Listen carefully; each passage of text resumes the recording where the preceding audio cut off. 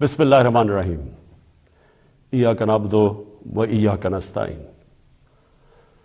میرے پاکستانیوں، میں آپ کے سامنے آج حاضر اس لیے ہوا ہوں کہ دنیا میں بڑی تیزی سے صورتحال بدل رہی ہے اور اس کے پاکستان کے اوپر اثرات ہیں۔ سب سے پہلے میں شروع کرنا چاہتا ہوں پاکستان کی فارن پالیسی سے۔ میں نے 2 دورے کیے، ایک چائنا کا اور ابھی رشیا کا، روس کا۔ تو میں جو آج آپ کے سامنے سب سے پہلے بات واضح کرنا چاہتا ہوں وہ یہ کہ میرے ماں باپ ایک غلام ہندوستان میں پیدا ہوئے تھے، اور جب بھی میں بڑا ہو رہا تھا انہوں نے یہ احساس دلوایا کہ میں کتنا خوش قسمت ہوں کہ میں ایک آزاد ملک میں پیدا ہوں۔ اور جب سے میں نے سیاست شروع کی، بلکہ اس سے پہلے بھی، میری ہمیشہ یہ خواہش تھی کہ پاکستان کی جو فارن پالیسی ہو وہ آزاد ہو۔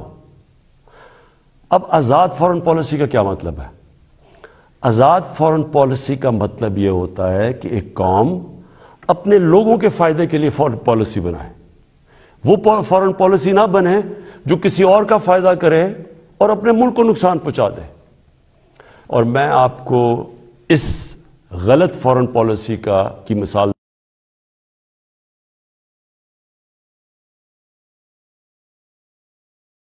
دینا چاہتا ہوں کہ جو ہم نے امریکہ کے ساتھ اس کی وار آن ٹیرر میں جب حصہ لیا تو میں شروع سے کہتا گیا، میری پارلیمنٹ میں تقریریں ہیں کہ ہماری اس جنگ سے کوئی تعلق نہیں تھا، کوئی پاکستانی ملوث نہیں تھا 9/11 میں، ہمارا کوئی اس سے لینا دینا نہیں تھا۔ تو میں تب سے کہتا گیا کہ ہمیں اس میں شرکت نہیں کرنی چاہیے۔ ہم نے پہلے امریکہ کے ساتھ کی جنگ میں شرکت کی، سوویت یونین کے خلاف جب وہ افغانستان میں جہاد میں شرکت کی، اور پھر 10 سال کے بعد جب پھر شرکت کی 9/11 کے بعد امریکہ کے ساتھ اس کی جنگ میں، تو جب ہم تب شرکت کر رہے تھے کہ جہاد تھی کہ افغانستان میں کوئی فورن آکوپیشن ہوئی تو اس کے خلاف جہاد ہے، لیکن اب جب امریکہ افغانستان میں آ گیا تو اس کے خلاف دہشت گردی تھی۔ اس پالیسی کے میں شروع سے خلاف تھا، اور بدقسمتی سے یہ فارن پالیسی پاکستانیوں کے فائدے کے لیے نہیں کی گئی۔ اس کی وجہ سے 80,000 پاکستانیوں کی شہادتیں ہوئیں، ہمارے 35 لاکھ لوگوں کی نقل مکانی ہوئی، قبائلی علاقہ تباہ ہوا، ہمیں $150 ارب سے زیادہ ملک کو نقصان ہوا۔ لیکن جو اس کی سب سے شرمناک بات کیا تھی کہ دنیا کی تاریخ میں پہلی دفعہ ایک ملک کسی کی حمایت میں جنگ لڑ رہا ہے اور وہ ملک اسی ملک کے اوپر بمباری کر رہا ہے۔ ہمارے ملک میں 400 سے زیادہ ڈرون اٹیکس کیے گئے، ہمارے ہی دوست کہ جس کے لیے ہم جنگ لڑ رہے تھے۔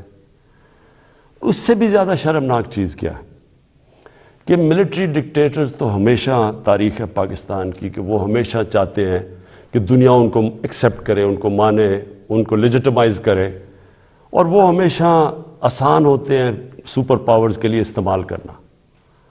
لیکن جنرل مشرف کے دور میں تو صرف 10 ڈرون اٹیکس ہوئے، لیکن جو 2 ڈیموکریٹک لیڈرز آئے، آصف زرداری اور نواز شریف، 10 سال، ان کے 10 سال میں 400 ڈرون اٹیکس ہوئے۔ اب میں سوال یہ ہے، اور میں پھر سے واپس آتا ہوں کہ آزاد فارن پالیسی کیا ہوتی ہے؟ آزاد فارن پالیسی تو یہ ہونی چاہیے تھی کہ یہ 2 ڈیموکریٹک لیڈرز کو امریکہ کو کہنا چاہیے تھا کہ ہمارے جب آپ بمباری کر رہے ہیں، ہمارے لوگ مار رہے ہیں، اس میں عورتیں بچے مار رہے ہیں، بے قصور لوگ مار رہے ہیں، تو کیا 2 ڈیموکریٹک لیڈرز کو سٹینڈ نہیں لینا چاہیے تھا اس کے اوپر؟ ایک سٹیٹمنٹ نہیں دی دونوں نے، بلکہ آصف زرداری نے اس کو ایک باب وڈورڈ جو بہت بڑا صحافی ہے امریکہ کا، وہ اپنی کتاب میں لکھتا ہے کہ آصف زرداری نے امریکہ کے آرمی چیف کو کہا کہ کولیٹرل ڈیمیج سے مجھے کوئی فرق نہیں پڑتا جو ڈرون اٹیک سے جو بے قصور لوگ مرتے ہیں۔ اور یہ کیوں ہے؟ میں صرف آپ کو اس لیے یہ شروع میں بات فارن پالیسی کی، یہ اس لیے ہے کہ جب ملک کے سربراہوں کے پیسے اور جائیداد ملک سے باہر پڑی ہوتی ہے، جب ان کے اربوں ڈالرز کی پراپرٹی اور بینک بیلنسز آف شور اکاؤنٹس ہوتے ہیں، وہ کبھی اس ملک کی بہتری کے لیے فائدہ نہیں کرتے، وہ اپنے پیسے بچانے کے لیے کرتے ہیں۔ اور آج روس کے جو بڑے بڑے بزنس مین، جن کو اولیگارکس کہتے ہیں، جن کے پیسے پڑے ہوئے ہیں لنڈن اور جن کی پراپرٹیز ہیں وہاں، آج جب سے یہ جنگ شروع ہوئی ہے انہوں نے سب فریز کرنے شروع کر دیے، ضبط کرنے شروع کر دیے جو ان کے پیسے پڑے ہوئے ہیں، ان کے بزنس مین کے پیسے پڑے ہوئے ہیں مغربی بینکس میں اور مغربی کیپٹلز میں۔ تو اس لیے ہمارے ملک کی پالیسی آزاد ہو ہی نہیں سکتی۔ اور میں اپنی قوم کو آج کہنا چاہتا ہوں، آپ جب ووٹ ڈالیں تو یہ سمجھ جائیں کہ اگر اس ملک میں آپ آزاد فارن پالیسی چاہتے ہیں تو کبھی اس پارٹی کو ووٹ نہ ڈالیں جن کے سربراہ کے پیسے اور دولت اور جائیداد ملک سے باہر پڑی ہیں، وہ کبھی آزاد فارن پالیسی نہیں بنائیں گے۔ میں نے جتنے بھی دورے کیے، 2 چین کے بڑے امپورٹنٹ دورے تھے، اللہ کا کرم ہے کہ ہمارے ملک کو بھی عزت ملی اور پاکستان کے لیے انشاءاللہ وقت ثابت کرے گا بڑے زبردست۔ ہم نے دونوں جگہ بات چیت کی، خاص طور پہ چین پہ۔ جو روس میں ہم نے جانا تھا، اس لیے ہم نے جانا تھا کہ ہم نے 20 لاکھ ٹن گندم امپورٹ کرنی ہے روس سے۔ اور دوسری چیز، جو روس ایک ایسا ملک ہے جس میں میرے خیال میں دنیا کی 30% گیس ہے، تو آگے جس طرح پاکستان کی گیس کم ہو رہی ہے، ہم نے انشاءاللہ ان سے ہم نے جو معاہدے کیے ہیں کہ ان سے ہم گیس امپورٹ کریں گے۔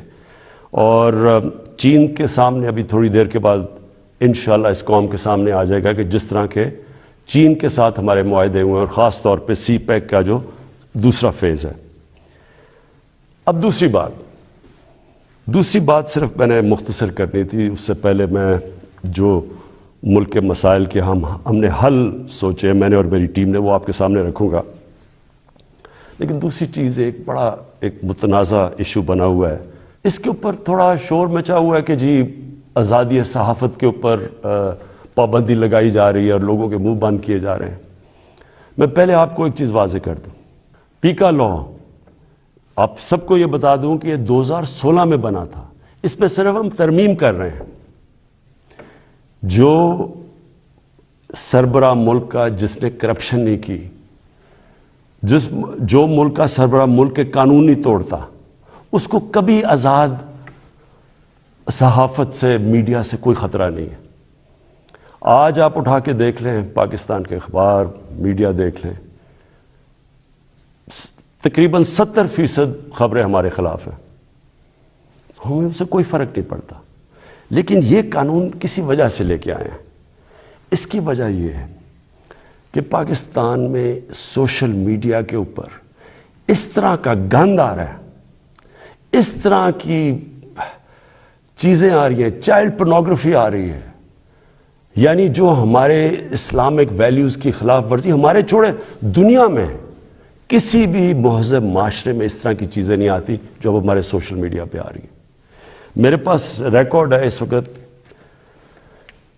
کہ 94,000 کیسز پڑے ہوئے ہیں ایف آئی اے کے پاس، جس کے اندر گھر کی عورتوں کو تنگ کیا ہوا ہے، ان کے خلاف، اور لوگوں کے گھر اجڑ رہے ہیں کیونکہ گند اچھال رہا ہے، فیک نیوز آ رہی ہے، تصویریں گندی دی جا رہی ہیں۔ ابھی تک صرف 38 کیسز کا فیصلہ ہوا ہے 94,000 کیسز میں سے۔ عام لوگوں کو تو چھوڑیں، پرائم منسٹر ایک ملک کو چھوڑیں کہ عمران خان ہے یا کوئی بھی ہے، اس کو بھی نہیں بخشا جا رہا۔ ایک صحافی نے 3 سال پہلے لکھا کہ جی عمران خان کی بیوی گھر سے چھوڑ کے چلی گئی ہیں، اور جی عمران خان نے کوئی غلط غیر قانونی کام کیا بانی گالہ میں نے عدالت میں کیس کیا۔ 3 سال ہو گئے ہیں، پرائم منسٹر کو ابھی تک کوئی انصاف نہیں مل رہا۔ وہی پھر سے صحافی لکھتا ہے اب پھر کہ جی ان کی بیوی گھر چھوڑ کے چلی گئی ہیں۔ ملک کا پرائم منسٹر اگر اس سے یہ ہو سکتا ہے، اس طرح کا اس کے خلاف اس کے وہ عورتیں جن کا کوئی سیاست سے تعلق نہیں ہے، تو سوچیں باقی لوگوں کا یہاں کیا ہوگا۔ یہی صحافی جب اس نے نواز شریف کے دوسرے دور میں اس کے کرپشن پہ لکھا تھا، اس کو 3 دن اس نے بند کر کے ڈنڈے مارے تھے۔ ہم جا رہے ہیں قانونی طور پہ، اور یہ حال ہے کہ یہاں بھی یہ حال ہے کہ ہمارے ایک وزیر کے خلاف کسی خاتون نے لکھا، اس نے انگلینڈ میں جا کے انصاف لیا، ادھر اس کو فائن کیا گیا۔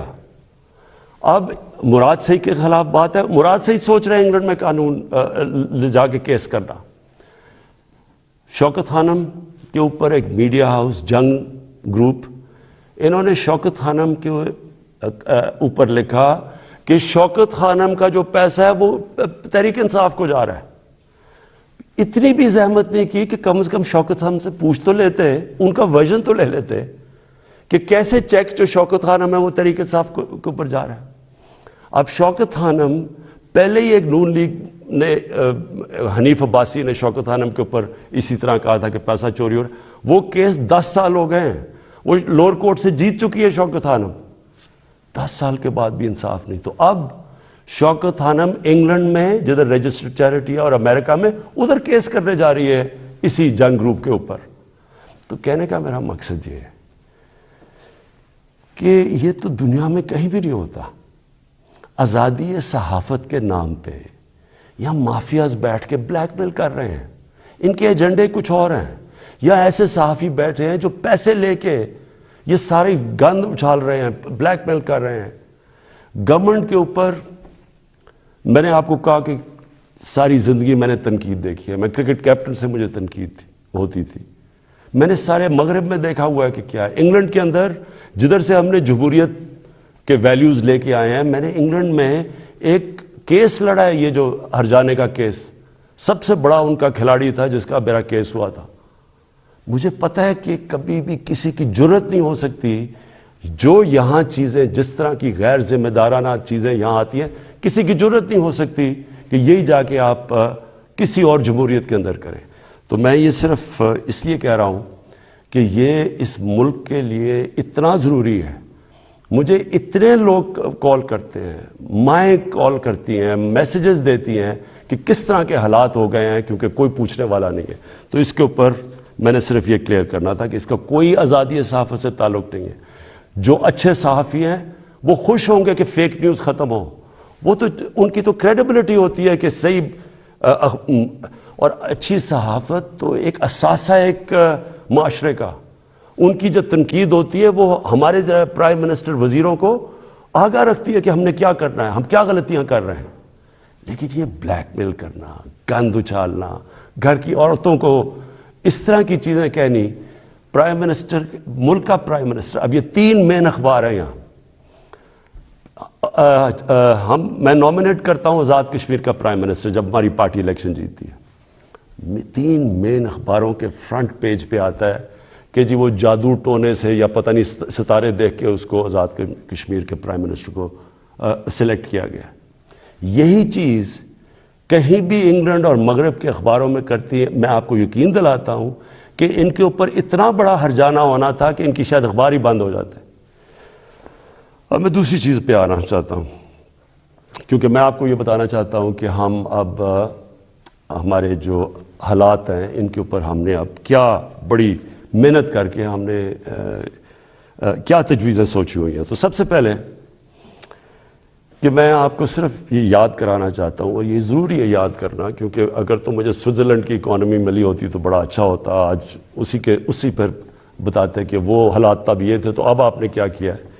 تو جب ہمیں اکانومی ملی تھی 2018 میں، جو سب سے بڑا پاکستان کی تاریخ کا خسارہ تھا، اندرونی بھی فسکل ڈیفیسٹ بھی اور بیرونی جس کو کرنٹ اکاؤنٹ ڈیفیسٹ کہتے ہیں، وہ پاکستان کی تاریخ میں سب سے بڑا ڈیفیسٹ تھا۔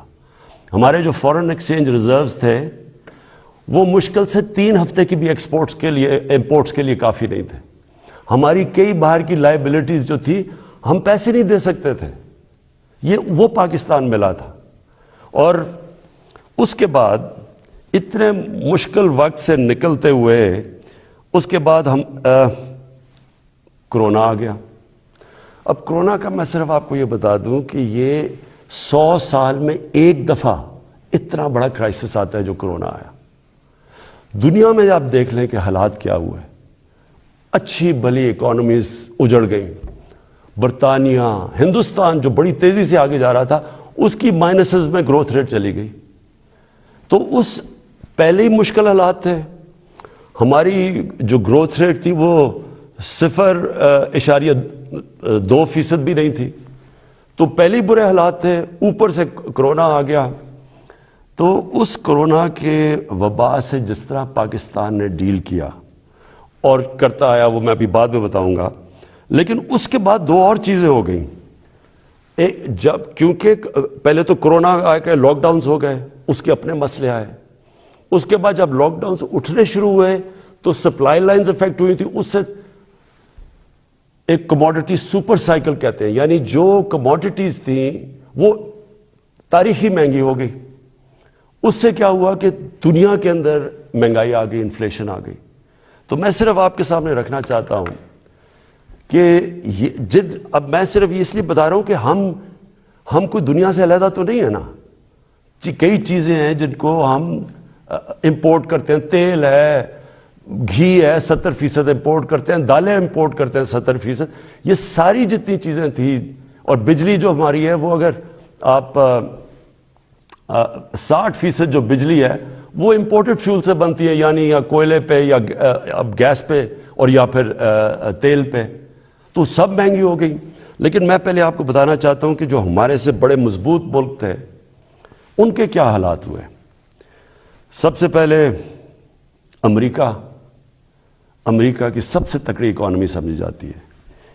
40 سال میں سب سے زیادہ مہنگائی امریکہ میں ہوئی. 5 گنا زیادہ وہاں مہنگائی ہوئی. یعنی امریکہ کے اندر 1.5% سے زیادہ چیزیں مہنگی نہیں ہوتی. یہ 10 سال تک اتنی رہتی ہے مہنگائی, 1.5%. وہاں مہنگائی پہنچ گئی 7.5% پہ. اس کے بعد کینیڈا, جو بڑا یہاں سے کتنا پیسہ خرچ کر کے لوگ کینیڈا جاتے ہیں اور کینیڈا کے شہری بنتے ہیں, 30 سال میں سب سے زیادہ مہنگائی کینیڈا میں آئی. اس کے بعد برطانیہ, 30 سال میں 1992 کے بعد سب سے زیادہ مہنگائی وہاں آئی. ترکی میں 20 سال میں سب سے زیادہ مہنگائی آئی. اور میں صرف کیونکہ ہمیں سب سے زیادہ شور مچایا جاتا ہے کہ جی بڑی مہنگائی آ گئی, ہمیں گورنمنٹ کو ہٹا دو کیونکہ اتنی مہنگائی آ گئی. اب یہ میں نے جو آپ کے سامنے یہ فگرز رکھ رہا ہوں, یہ ذرا آپ کیونکہ سارے آپ چیک کر سکتے ہیں. آپ تو بڑا یہ زمانہ بدل گیا ہے, موبائل فون آپ کی جیب میں ہے, گوگل کریں کہ یہ میں ٹھیک کہہ رہا ہوں یا نہیں کہہ رہا, تو آپ کو پتہ چل جائے گا.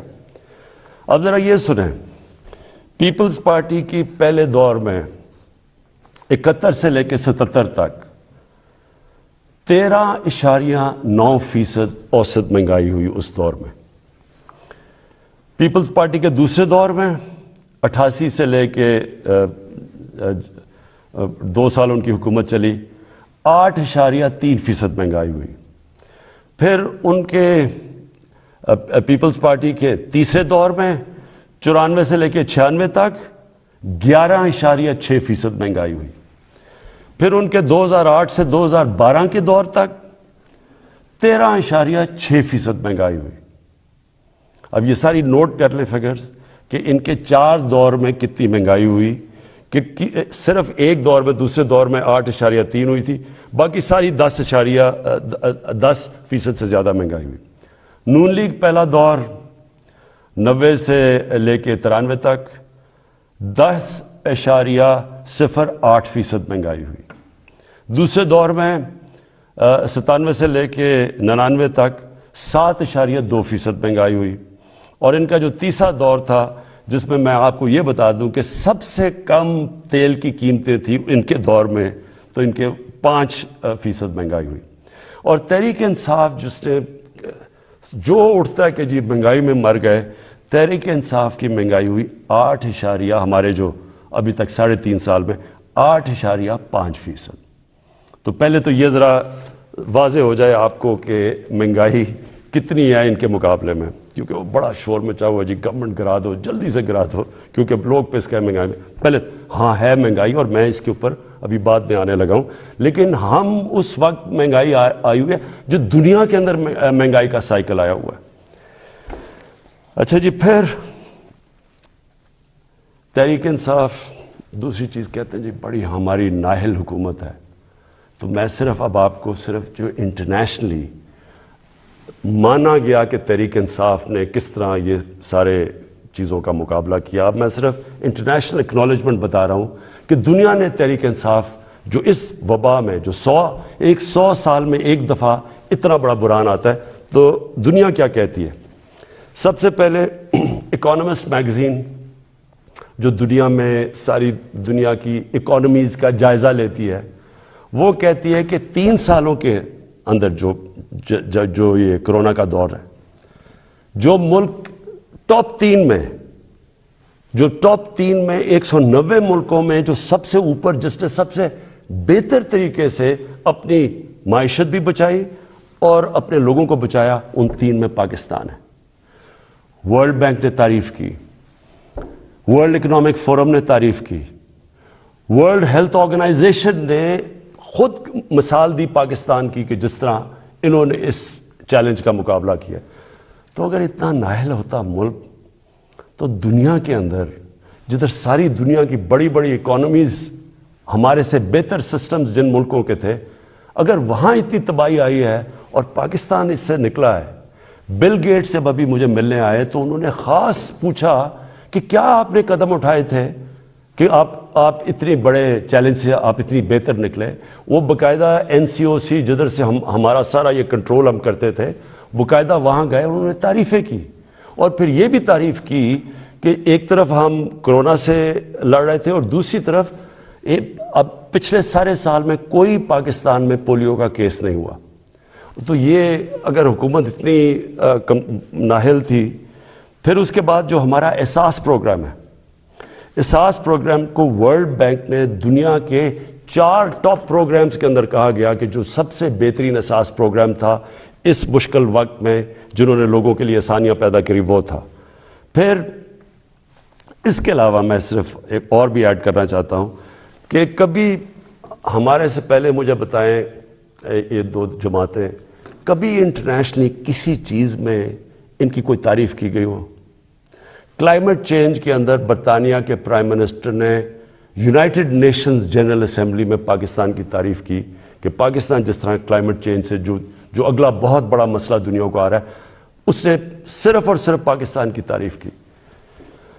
اچھا جی، اس کے بعد میں جو آپ کے سامنے جو ابھی چیزیں لے کے آ رہا ہوں کہ ہم نے کرنا کیا ہے تاکہ آپ سب، میری ساری قوم تیار ہو جائے اس کے لیے. اب اس سچویشن کے اندر اب میں ذرا آپ کو بتاؤں کہ ایک طرف اکانومی کا برا حال تھا، پھر اوپر سے کرونا آ گئی، پھر وہ ایک دنیا کے اندر قیمتیں چڑھ گئیں، اور پھر افغانستان کا کرائسس آ گیا. افغانستان میں کیا ہوا تھا؟ افغانستان میں لوگوں نے پینک کر کے ڈالر خریدنے شروع کر دیے. ڈالر آ کے انہوں نے پاکستان سے خریدے کیونکہ وہاں لوگوں کو انسرٹنٹی تھی. اس سے پریشر پڑ گیا ہمارے روپے کے اوپر. اور اس کے بعد وہ بھی میں بعد میں ہوں کہ اب یوکرین آ گیا، لیکن اس سے پہلے اب سوچیں کہ اس ساری چیز میں پاکستان نے اس مشکل وقت میں پاکستان کی جو اکانومی تھی، جو ہماری دولت میں اضافہ ہوا، جو گروتھ ریٹ تھی، اور وہ ورلڈ بینک ویریفائی کر رہا ہے، وہ 5.6% تھی. 5.6% نون لیگ کے آخری سال میں تھی، جب انہوں نے خسارہ کر کے، قرضے لے کے اور بڑے خسارے کر کے، جب انہوں نے جو ان کی بیسٹ 5ویں سال میں تھی، وہ تیسرے سال میں تحریک انصاف کے 5.6% تھی. یہ ہم نہیں کہہ رہے، یہ ورلڈ بینک نے ویریفائی کی ہے. اس کے علاوہ کیا ہوا؟ پاکستان کی دولتوں میں یہ کیسے اتنی زیادہ ہماری گروتھ ریٹ بنی؟ پاکستان کی تاریخ میں سب سے زیادہ ریمیٹنسز بیرون ملک پاکستانیوں نے بھیجی، 31 ارب ڈالر. یہ تقریباً 10 ارب ڈالر زیادہ تھی جو کہ ہمارے سے پہلے ریمیٹنس بھیجتے تھے. پاکستان کی تاریخ کی سب سے زیادہ ایکسپورٹس کی گئی. پچھلے 5 سال میں جو پچھلا نون لیگ کا دور تھا، ایکسپورٹس وہیں کی وہیں تھی. میں آپ کے سامنے ایک یہ رکھتا ہوں، یہ میں چاہتا ہوں کہ یہ ذرا آپ گراف دیکھ لیں. اس گراف میں آپ کو یہ نظر آئے گا کہ 2000 سے گراف ہے اور 2020 تک. اس گراف کے اندر آپ دیکھیں گے کہ یہ روانڈا اسی دور میں کدھر سے کدھر چلا گیا، ویتنام اس دور میں کدھر سے کدھر چلا گیا، چائنا اس کدھر گیا، ہندوستان کدھر گیا، بنگلہ دیش کدھر گیا، اور پاکستان سب سے نیچے. یعنی ہماری ایکسپورٹس بڑھی نہیں، اور جب تک ایکسپورٹس نہ بڑھیں وہ ملک آگے بڑھ ہی نہیں سکتا. تو ہم نے، مجھے اور فخر ہے اس چیز پہ کہ 38 ارب ڈالر کی پاکستان کی تاریخ میں سب سے زیادہ ہم نے ایکسپورٹس کی، ان سارے چیلنجز کے باوجود. پھر ہماری جو ٹیکس کلیکشن ہے، کوئی سوچ بھی نہیں سکتا تھا کہ جب لاک ڈاؤنز ہوئے ہوں اور اکانومی سلو ہوئی ہو، اس دور میں پاکستان کی جو ٹیکس کلیکشن ہے وہ 6000 ارب روپے سے زیادہ ہوئی. ریکارڈ ہے پاکستان کی تاریخ میں، اور یہ گروتھ تھی 31% ہماری ٹیکس کلیکشن کی گروتھ ہوئی. اور پھر سے میں ریپیٹ کرتا ہوں، یہ ساری جتنے بھی میں اعداد و شمار آپ کو دے رہا ہوں اپنے موبائل فون کے اوپر، یہ سب چیک کر سکتے ہیں. پھر جو 4 بڑی پاکستان کی فصلیں تھیں، گندم، چاول، شوگر، گنا اور مکئی، پاکستان کی تاریخ میں سب سے زیادہ ان کی پروڈکشن ہی نہیں ہوئی ان 4 کی، کیونکہ ہم نے پیکج دیے ہوا تھا اپنے کسانوں کو. قیمت بھی سب سے زیادہ ملی. تو صرف کسانوں کے پاس پہلی دفعہ 1100 ارب روپیہ اضافی پیسہ گیا کسانوں کے پاس. اور یہ اس سے کیا ہوا؟ کسانوں کے پاس جب پیسہ زیادہ گیا، ہم نے پہلے یہ شوگر ملز والے ان کو پیسے ٹائم پہ نہیں دیتے تھے، ان کی کٹوتی کر دیتے تھے، ان کو پیسے کم ملتے تھے، لائنیں لگی ہوتی تھیں ان کی، یعنی شوگر ملز کے باہر کسانوں کی. کیونکہ ہم نے قانون پاس کیے اور ہم نے ان کو صحیح پیسہ دلوایا، ان کو قیمت ملی، ٹائم پہ ملی، انہوں نے اپنی پیسہ لگایا زمین پہ، اس کی وجہ سے یہ پاکستان کی تاریخ میں اور بھی ہم نے قدم اٹھائے، کسان کارڈ ہے، لیکن اس کی وجہ سے ہماری اتنی زیادہ ریکارڈ پروڈکشن ہوئی. پھر ہماری جو لارج اسکیل مینوفیکچرنگ انڈسٹری تھی ان کو ہم نے انسینٹیوز دیے، 7.4% ادھر ہوئی. ہماری جو ٹاپ پاکستان کی 100 کمپنیز تھیں، انہوں نے 930 ارب روپے کا پروفٹ جو ریکارڈ کمایا، اس سے کبھی اتنا زیادہ پروفٹ ہی انہوں نے کمایا. اور میں چاہتا ہوں کہ یہاں لوگ بڑے بڑے منافع کریں تاکہ اور انویسٹرز آئیں، تاکہ اور خوشحالی آئے، تاکہ اور ملک کی دولت میں اضافہ ہو. پاکستان کا جو پرائیویٹ سیکٹر ہے اس کی کریڈٹ، یعنی انہوں نے جو قرضے لیے ہیں وہ پاکستان کی تاریخ میں سب سے زیادہ لیے، 1400 ارب روپیہ. اس کے بعد پاکستان کی جو ٹریکٹر سیل تھی یہ ریکارڈ ہوئی، 20% پچھلے سال سے زیادہ ٹریکٹرز بکے. ٹرکس 81% ٹرکس اور بسیں زیادہ بکی پاکستان میں. ٹیکسٹائل کی ایکسپورٹ پاکستان کی تاریخ میں سب سے زیادہ ہوئی، 16 ارب ڈالر، اور ہماری مین ایکسپورٹ ہی ٹیکسٹائل ہے. تیل کی کنزمپشن، یعنی ہمارا جو تیل 15% بڑھ گئی پاکستان میں تیل کی کنزمپشن. کیوں؟ کیونکہ ایکٹیویٹی بڑھ گئی، بزنس ایکٹیویٹی بڑھ گئی. کنسٹرکشن سیکٹر کے اندر، کیونکہ ہم نے کنسٹرکشن سیکٹر کو اٹھایا تھا سب سے پہلے، اس میں 1500 ارب روپیہ کنسٹرکشن سیکٹر کے اندر گیا، اور جس کی وجہ سے آپ نے دیکھا کہ جو ہمارے روزگار، لوگوں کا روزگار بھی بڑھا. اور پھر جو ہمارا فورن ایکسچینج تھا، جو ہمیں سب سے کم فورن ایکسچینج ریزروز رہ گئے تھے، ہمارے 23.2 ارب ڈالر کے فورن ایکسچینج ریزرو، تقریباً پاکستان کی تاریخ میں سب سے زیادہ ہمارے فورن ایکسچینج ریزروز ہیں. لیکن ہم نے یہ فیصلہ کیا، میرے پاکستانیوں، ہم نے یہ فیصلہ کیا کہ ہم یہ سمجھ رہے تھے کہ یہ جو ایک دم قیمتیں اوپر گئی ہیں تیل کی اور کموڈٹیز کی دنیا کے اندر، تو ہم یہ سمجھ رہے تھے کہ یہ اب نیچے آنی شروع ہو جائیں گی. لیکن جو یوکرین کے اندر ہو رہا ہے اور یہ جو جنگ ہوئی ہے، تو اب مجھے خوف ہے کہ یہ، اور ہم نے آپس میں ڈسکس کیا کہ ابھی قیمتیں باہر نیچے نہیں آئیں گی، کیونکہ یہ سب کو پتہ ہے کہ جیسی یہ ہوتی ہے جنگ تو تیل کی قیمت بھی اوپر، اور پھر 30% دنیا کی گیس وہاں سے آتی ہے، گیس کی بھی قیمت اور اوپر چلی جائے گی. اور گندم ہم نے جو روس کو کہا ہوا کہ ہمیں 20 لاکھ گندم چاہیے، تو گندم کی ابھی قیمت اوپر چلی گئی ہے. تو ہم نے ایک فیصلہ کیا، ہم نے یہ فیصلہ کیا کہ ہم اس ملک میں جو سب سے بڑا مسئلہ ہے اس وقت وہ ہے تیل کا، پیٹرول اور ڈیزل کا. اور ان کی اگر قیمتیں اور اوپر چلی گئیں تو لوگوں کے اوپر اور بوجھ پڑ جائے گا. لیکن میں آج آپ کو یہ بتا دوں کہ پاکستان میں جو آج بھی پٹرول اور ڈیزل کی قیمتیں ہیں, یہ نوٹ کر لیں. جب اپوزیشن والے یہ کہتے ہیں کہ جی وہ بڑا مہنگا ہو گیا پٹرول اور ڈیزل, مجھے ذرا یہ بتائیں کہ وہ ان کے پاس اس کا کیا حال ہے. ہمیں باہر سے امپورٹ کرنا پڑتا ہے, تیل اوپر چلا جائے ہم اس کے بعد کیا کریں؟ یعنی اگر ان کے پاس کوئی حل ہے تو ہمیں بتا دیں, کیونکہ اس وقت بھی پاکستان دنیا کے 190 ملکوں میں سے 25ویں نمبر پہ ہے جدھر ابھی بھی ہمارا تیل اور پٹرول اور ڈیزل سب سے کم بک رہا ہے. میں آپ کو ذرا بتا دوں کہ ترکی میں اس وقت ہمارا پاکستان میں 160 روپے لیٹر ہے, ہندوستان میں 260 روپے لیٹر ہے, بنگلہ دیش میں 185 روپے لیٹر ہے, ترکی میں 200 روپے لیٹر ہے. اور اگر ہم 70 ارب روپے کی ہر مہینے سبسڈی دیتے ہیں, یعنی گورنمنٹ سبسڈائز کرتی ہے, اگر ہم یہ نہ کریں 70 ارب روپے کا, تو آج پاکستان کے اندر پٹرول ہو 220 روپے لیٹر کا. میرے پاس اوگرا کی سمری آئی, انہوں نے کہا کہ 10 روپے زیادہ آپ کو 1 لیٹر پٹرول اور ڈیزل بڑھانا پڑے گا کیونکہ دنیا میں تیل مہنگا ہو چکا ہے. تو میں آج آپ کے سامنے بڑی خوشخبری سنانا چاہتا ہوں کہ بجائے 10 روپے بڑھانے کے ہم نے فیصلہ کیا ہے کہ 10 روپے پٹرول اور ڈیزل کو آج ہم کم کر رہے ہیں. اب پھر سے میں آپ کو بتاؤں کہ بجلی 60% امپورٹڈ فیول سے بنتی ہے, جو میں آپ کو پہلے بتا چکا ہوں. جیسے باہر گیس مہنگی ہوتی ہے, کوئلہ مہنگا ہوتا ہے, تیل مہنگا ہوتا ہے, تو یہاں ہمارا جس کو کہتے ہیں فیول ایڈجسٹمنٹ چارج وہ بن جاتا ہے, ہماری بھی چیزیں اوپر چلی جاتی ہیں. ہم نے یہ بھی فیصلہ کیا کہ ہم اپنے لوگوں کو اب اس سے بچائیں گے. اگر ڈیمز بنا لیتے پہلے تو پاکستان کو تو بڑی سستی بجلی ملتی تھی, کیونکہ پانی سے جو بجلی بنانی ہے وہ ہمارے لیے, ہمیں تو کوئی فرق ہی نہیں پڑتا کہ باہر مہنگائی ہو یا نہ ہو. لیکن کوئی ڈیمز نہیں بنائی, 50 سالوں میں پاکستان میں کوئی ڈیمز نہیں بنی. ہم 10 ڈیمز بنا رہے ہیں اب پاکستان میں, اور انشاءاللہ اگلے 5 سے 10 سالوں کے اندر یہ ساری ڈیمز آ جائیں گی, اور اس سے انشاءاللہ ہمیں اگر باہر قیمتیں بھی بڑھیں گی تو انشاءاللہ ہم بچ جائیں گے اس سے. تو میں بجلی کا اب ہم نے فیصلہ کیا ہے کہ 5 روپے یونٹ ہم بجلی کم کر رہے ہیں.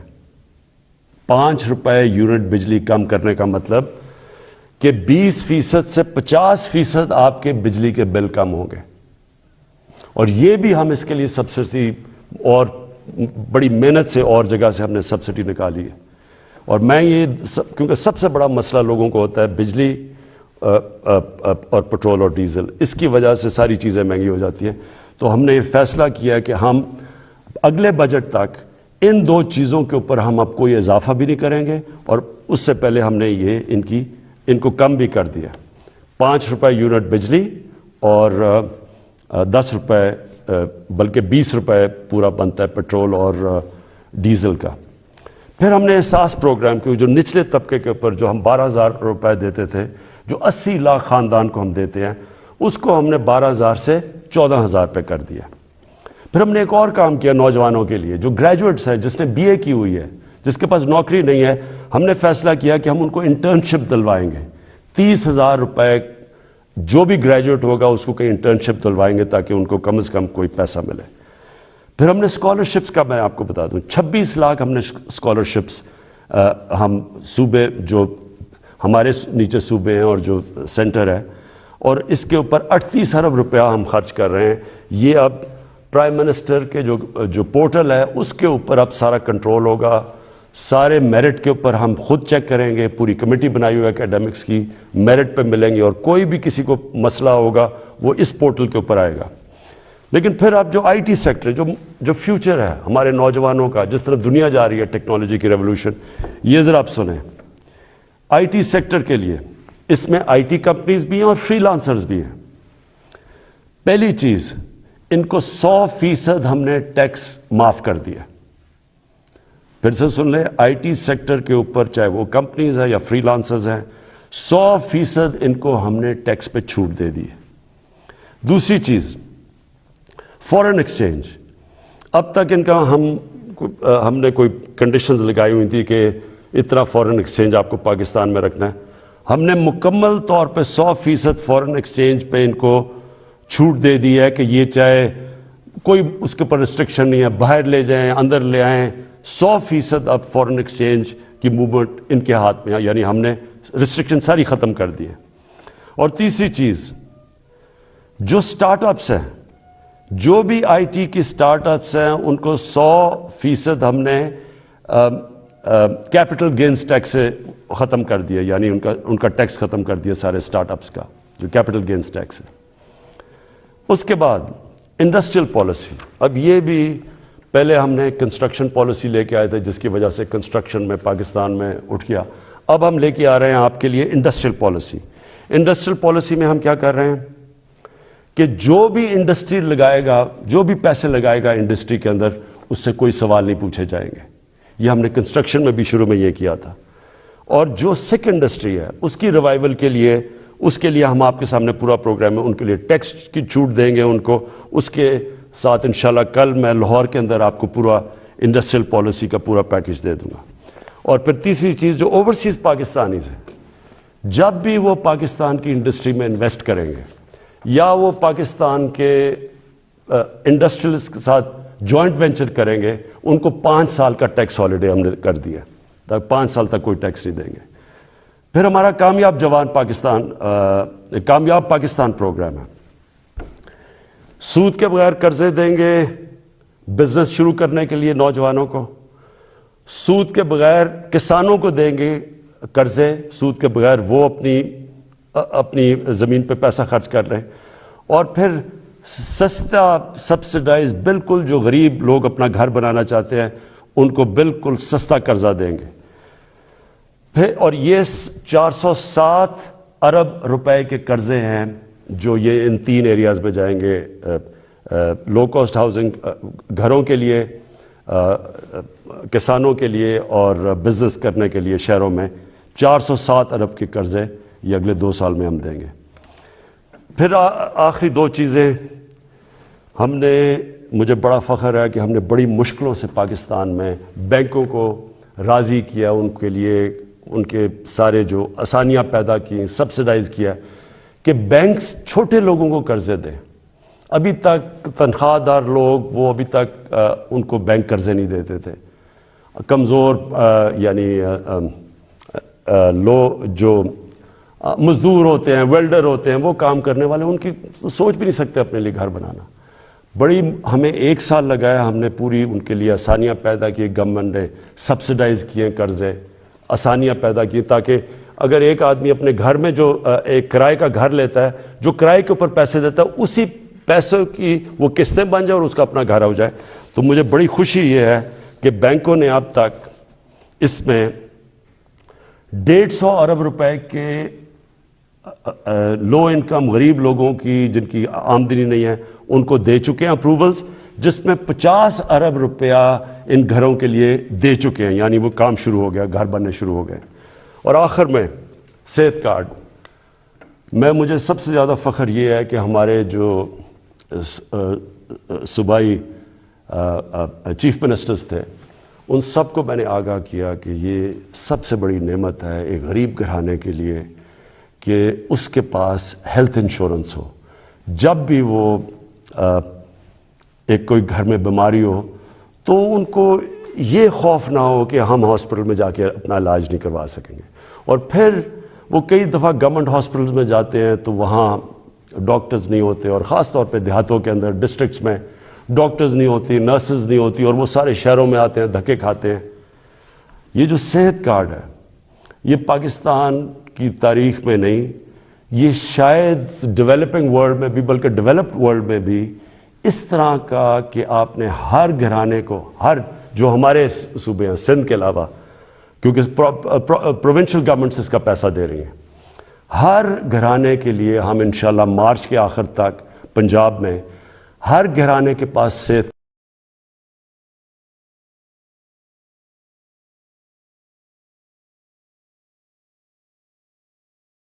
کارڈ ہوگا.